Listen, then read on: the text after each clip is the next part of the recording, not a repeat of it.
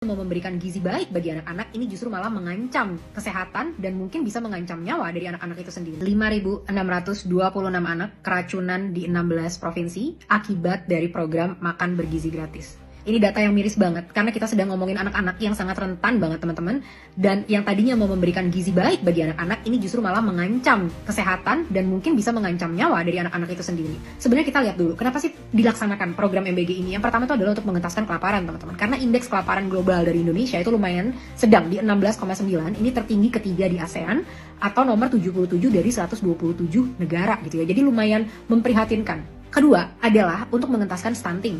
Teman-teman, stunting itu adanya gizi buruk gitu ya di anak-anak.